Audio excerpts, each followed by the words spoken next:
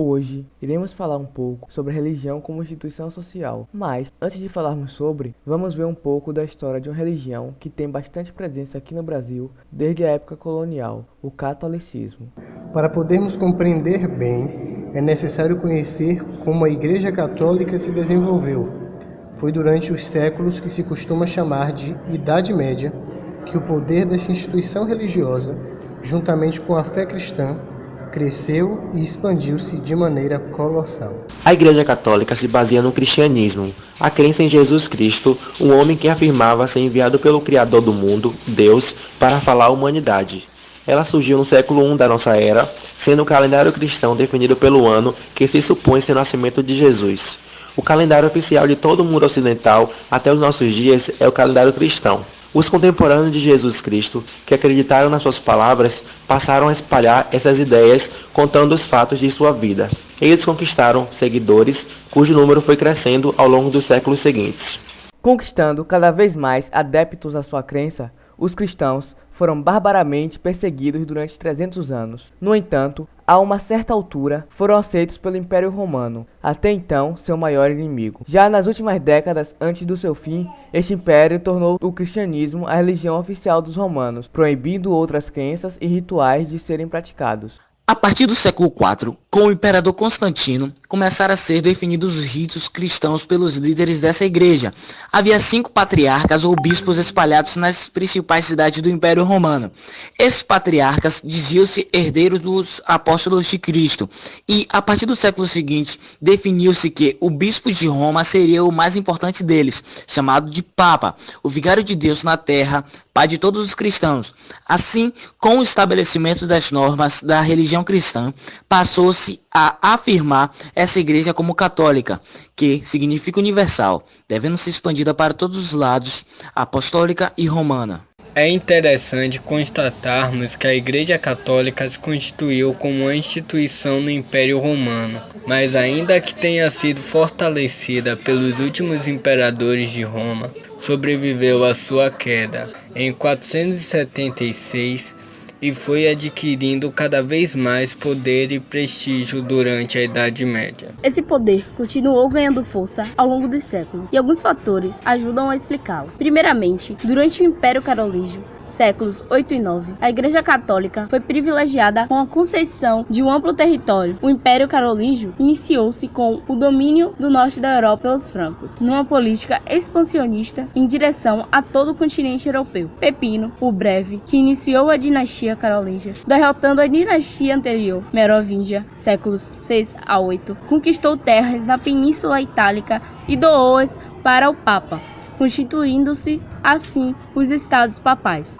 A partir do século X, com a desagregação política que caracterizou a Idade Média, sem um poder centralizado no continente europeu que comandassem os diversos povos que nele viviam, a Igreja Católica obteve espaço para ir expandindo cada vez mais o seu império da fé. Assim, acreditar em Cristo pressupunha uma série de regras que todo indivíduo deveria seguir para merecer um lugar após a sua morte no paraíso celeste ao lado de Deus. Objetivando fazer os povos merecerem esse lugar no paraíso, a Igreja instruiu os fiéis a não pecarem, obedecendo aos mandamentos divinos e fazendo caridade. Essa caridade, por sua vez, além da ajuda ao próximo, também estavam diretamente relacionadas à doação de bens para a Igreja Católica, a fim de ajudá-la a prosseguir em sua missão. Os nobres, então, como forma de se livrarem do que a religião considerava seus pecados terrenos, deveriam doar à Igreja bens materiais, como dinheiro, terras e riquezas. Portanto, o crescimento do poder dessa instituição e o tamanho de sua fortuna estão diretamente relacionados com a capacidade que a Igreja tinha de fazer com que os fiéis acreditassem nas verdades que ela pregava. Mais do que acreditar nelas, os fiéis deveriam temer a ira divina e o risco de queimarem no fogo do inferno após a morte. Mas como a Igreja Católica fazia os povos acreditarem nisso e obedecerem? Em primeiro lugar, não foi fácil o processo de definição sobre quais práticas cristãs eram certas ou erradas. Desde o século IV, sob o imperador romano Constantino, começaram a definir os dogmas, com o Concílio de Nicéia, realizado em 325. Os dogmas são as verdades inquestionáveis que norteiam os católicos. No decorrer dos séculos, Outros dogmas foram sendo criados, alguns foram reafirmados, outros negados. Contudo, nesse processo, ainda no século XI, as discordâncias entre o clero estavam longe de ter fim. Foi isso que motivou o cisma do Oriente em 1054, ou seja, a separação entre a Igreja Católica de Roma e a Igreja Católica do Oriente, que abrangia Constantinopla, Grécia e Ásia Menor. Discordando da adoração de imagens de santos e figuras divinas, a ala oriental da Igreja Católica fundou uma nova prática cristã com a Igreja Católica Ortodoxa Grega. Essa é uma religião existente até hoje, com algumas crenças e rituais diferentes da Igreja Católica Romana. Assim, ao irem-se definindo as crenças e práticas que os cristãos deveriam obedecer, a Igreja Romana passou a perseguir os que não compartilhavam dessa postura. A tentativa de controlar as mentes das populações sob seu domínio, aumentando seu poder de influência e sua riqueza, fez com que a Igreja Católica usasse de todos os meios para se impor. Um desses meios foi a própria doutrinação religiosa. Como as pessoas eram proibidas de terem outras religiões que não a católica, frequentar os cultos nas igrejas e praticar os ritos católicos eram as únicas manifestações culturais permitidas. As igrejas, como templos de Deus, funcionavam como um meio das pessoas serem instruídas na fé e temerem a ira divina sobre aqueles que pecavam. Mas o que a igreja vem fazendo ultimamente? Para respondermos isso, temos a entrevista do professor de física Roberto, do Instituto Federal da Bahia. A Igreja Católica, desde sempre, não de agora, mas desde mais de 2000 anos atrás, é a instituição que mais faz obras de caridade no mundo. Então existem hoje missionários na África, existem missionários na China, existem missionários na Síria, no Iraque. Ou seja, onde ninguém quer estar, com certeza haverá um padre, uma freira, um religioso lá, ou um cristão simplesmente leigo. Para auxiliar, justamente por esse mandamento de Cristo, né, que é o amor ao próximo. Então ela atua nessa questão social através, em geral, de instituições religiosas, né, congregações religiosas, por exemplo, uma congregação que é bastante conhecida no mundo inteiro, são as Irmãs de Calcutá, de Madre Teresa, né, e que aqui em Salvador tem uma casa delas ali nos Alagados, né, os Alagados, no Uruguai, no bairro do Uruguai, em que elas vão no miserável, aquela pessoa marginalizada mesmo, né? E auxiliam em que sentido? Auxiliam no sentido de dar um teto, dar comida quando possível, abrigá-lo, saúde também, cuidar de sua saúde, restabelecer sua saúde. Então, eu diria que a Igreja Católica ela é a instituição no mundo que mais faz obras de caridade, né? Não existe outra existem outras instituições também, como o Médicos Sem Fronteiras, né, que também faz um trabalho belíssimo, mas eu acho pela antiguidade e pela alcance, eu acho que não existe nenhuma outra instituição que abranja o que a igreja consegue abranger. Lembrei-me agora de um santo, não me recordo o nome dele, que ele foi para uma ilha chamada Molokai, era chamada Ilha Maldita. Essa ilha abrigava os leprosos. Na época a lepra era doença contagiosa e não havia cura. Então as pessoas eram marginalizadas na sociedade. Não sei de que país ele era, mas os leprosos eram encaminhados para essa ilha para morrer lá. Então ele vai, como missionário, ele vai para essa ilha justamente para cuidar desses leprosos. Ele morre nessa ilha. Eu não lembro se ele adquiriu a lepra ou não, parece que sim, eu acho que sim, não me recordo agora. Tem até filmes falando sobre a história dele. Então eu diria que a Igreja Católica, como instituição caridosa, no âmbito social, é a instituição que mais faz obra de caridade no mundo. Agora essas obras muitas vezes são feitas debaixo do véu, porque quando eu chego assim, eu sou Bill Gates, aí digo, doei $1 bilhão para... Fica uma questão, é caridade? Né? Existe uma questão de uma diferença importante aí, que é a questão da caridade e da assistência social. São duas coisas diferentes, tá? Uma, a grosso modo, na assistência social, você está de um patamar, de certa forma, superior àquela pessoa e você vai lá e auxilia. Não é uma coisa ruim, é uma coisa boa. Mas a caridade, você se iguala a ela. Você não está acima e dá o dinheiro. Você desce a ela e sofre com ela as dores dela. Compartilha com ela seus sofrimentos.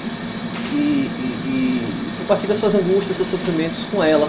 Ela compartilha com você. Então você desce a miséria humana. Como Cristo desceu a nossa miséria. Né? Como Cristo veio ao nosso mundo justamente para viver as nossas experiências. Ele não precisava. E a caridade é justamente isso. Descer ao encontro do outro e não você estar simplesmente sentado na sua cadeira aqui no escritório e assinar um cheque, tome aí $1 milhão para ajudar as crianças carentes. É um ato nobre, sim. Deve ter seus méritos perante Deus, não vou julgar isso. Esse é que Deus quem julga. Mas não é caridade. Então a igreja ela busca a caridade, ou seja, ela busca o sofrente, né, a pessoa que sofre, por amor a Cristo e por amor àquele ser humano que está ali, tentando se igualar àquela pessoa. Nos últimos tempos, o pensamento sobre a religião, sobretudo sobre a igreja, vem mudado. Entre os filósofos e os literatos que se insurgiram contra a religião, em particular contra a Igreja Católica, destacava-se Voltaire, que, não se atendo somente à propagação de ideias anticlericais, também moveu processos judiciais contra a Igreja Católica, a fim de rever antigas condenações da Inquisição. Voltaire chegou a comprovar a injustiça de alguns vereditos eclesiais e a obter indenizações para as famílias dos condenados. Dessa forma, a Igreja foi questionada como fonte de poder secular, político e econômico, na medida em que se imiscuía em questões civis e de Estado. Tal questionamento levou a uma descrença na doutrina e na infalibilidade eclesiástica, assim como ao repúdio à secular atuação do clero. Esse processo, denominado por alguns historiadores laicização da sociedade e por outros de descristianização, atingiu seu apogeu no século XIX. Nesse período, desenvolveram-se filosofias materialistas e o próprio estudo da religião como instituição social em suas origens e funções. A existência da Igreja como instituição social foi discutida por alguns pensadores e sociólogos do século XIX. Emile Durkheim a considerava um meio de integrar os homens em torno da ideia de ideais comuns. Karl Marx a julgava responsável por uma falsa imagem dos problemas humanos, ligada à acomodação e à submissão pregadas por sua doutrina. Defendidas por uns, repudiada por outros, a Igreja perdia, de qualquer maneira, um importante papel de explicar o mundo dos homens, passava, ao contrário, a ser explicada por eles. A religião começou a ser encarada como um dos aspectos da cultura humana, como algo criado pelos homens com finalidades práticas relativas à vida terrena, e não apenas à vida futura. Assim, a Igreja e sua doutrina sofreram um processo de desacralização, em que se eliminou muito do seu aspecto sobrenatural e transcendente. Toda religião, em especial o catolicismo, era agora vista de maneira favorável ou desfavorável, conforme sua inserção na vida concreta e material dos homens, como promotora de valores sociais importantes para a orientação da conduta humana. Na filosofia, grandes pensadores sistematizaram o pensamento laico e anticlerical. Feuerbach, filósofo alemão, atacou a concepção segundo a qual o homem havia sido criado por Deus, invertendo a situação ao afirmar que o homem criara Deus à sua imagem e semelhança. Nietzsche chega a anunciar a morte de Deus e a necessidade do homem a assumir a plena responsabilidade sobre a sua existência no mundo. A nova maneira de encarar a doutrina religiosa auxiliou o desenvolvimento das ciências humanas, em particular das ciências sociais. Na medida em que a própria sociedade perdeu a sacralidade, isto é, deixou de ser vista como obra de Deus para o pensamento cientificista do século XIX, são os homens que criaram os deuses e não o contrário.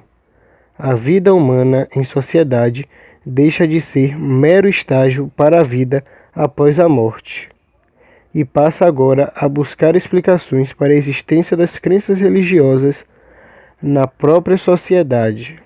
Em oposição à religiosidade medieval, a ciência na era moderna se afirmava como sinônimo de verdade e progresso.